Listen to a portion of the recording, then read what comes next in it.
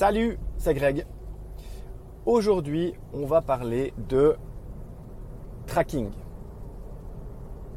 Alors, je ne sais pas comment nommer cette capsule, mais l'idée là-dedans, c'est qu'on ne peut améliorer que ce qu'on mesure. Et c'est souvent quelque chose qui pêche partout, c'est qu'on mesure rien.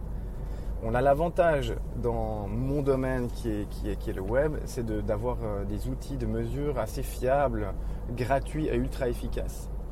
J'ai toujours de la peine, moi, à me mettre dans le monde réel, où on fait de la pub, je sais pas, dans les journaux, où on envoie des flyers, si on n'arrive pas à traquer combien ça nous a rapporté pour chaque flyers ou pour chaque annonce dans le journal. Sur Internet, c'est complètement différent. On a des outils et on sait exactement qui va sur quelle page, combien de personnes passent d'une page à l'autre, où ils s'arrêtent, exactement ce qu'ils ont fait. On sait combien ont converti, combien n'ont pas converti, combien auraient dû convertir mais ne l'ont pas fait, etc., etc., etc. Et c'est cette notion de tracking des résultats, de l'analyse des résultats dont j'aimerais parler aujourd'hui. Alors je ne sais pas dans votre domaine comment vous traquez les résultats, mais vous devez le faire. La première question que je pose quand un nouveau projet débarque, j'écoute tout à fait le brief de la personne. Et puis la première question c'est ok, admettons, projetons-nous dans une année ou deux, on travaille ensemble, comment tu vas me dire que tu es content des résultats qu'on a eus? Tu vas te baser sur quoi? Est-ce que tu vas te baser sur un chiffre d'affaires? Si oui, combien? Est-ce que tu vas te baser sur un nombre de clients? Qu'est-ce qui va te faire me dire, ok Greg, c'est super, on a bossé, j'ai tel résultat, je suis ultra content? C'est vraiment important de se dire ça. En marketing, ça s'appelle KPI, Key Performance Indicator. C'est les indicateurs de performance clés. Vous ne devez pas en avoir beaucoup, mais vous devez en avoir. Ils doivent être définis. Alors, en e-commerce, c'est assez simple. Moi, je veux savoir le nombre de clients, je veux savoir le chiffre d'affaires, je veux savoir le panier moyen par client, je veux savoir la fréquence d'achat. Et c'est à peu près tout. Je veux savoir le bounce rate, ça veut dire les gens qui viennent sur la page et qui repartent, parce que je veux sûrement améliorer ma page si ce n'est pas le cas. Et j'ai quelques indicateurs comme ça qui me permettent de piloter mon entreprise. Par exemple, si je vois que le nombre de nouveaux clients stagne ou diminue de mois en mois, ben je sais que je dois axer sur le marketing, la publicité, l'acquisition de clients.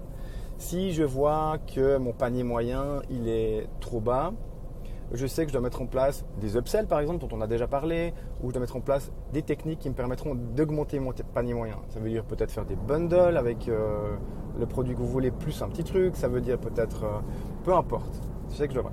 Si c'est la fréquence qui pêche, je vois que les gens viennent une fois par année et moi j'aimerais augmenter ma fréquence d'achat, et ben peut-être je dois les teaser plus. Peut-être que je dois faire de la pub, peut-être que je dois mettre en place de l'email marketing avec des petits coucous de temps en temps. Si vous ne faites rien et que vous faites tout d'un coup une newsletter par mois, il y a de grandes chances que la fréquence d'achat elle augmente.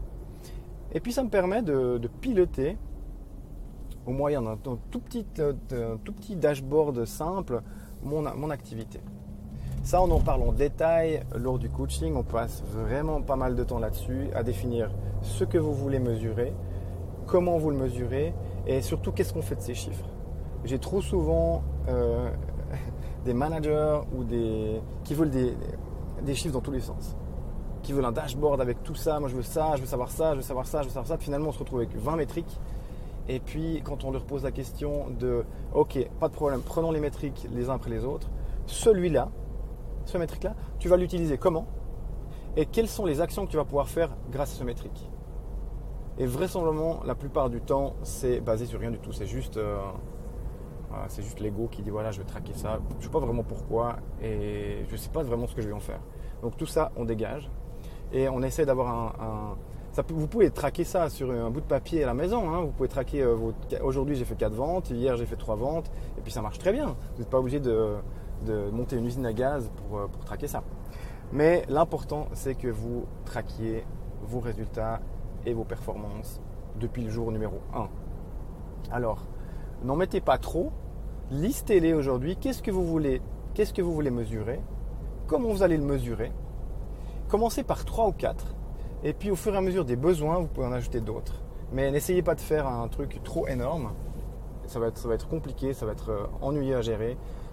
Commencez même par un, votre nombre de ventes, votre chiffre d'affaires, peu importe. Et puis ajoutez ceux qui vous sont intéressants les uns après les autres.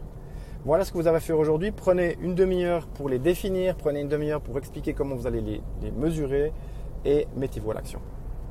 Ciao!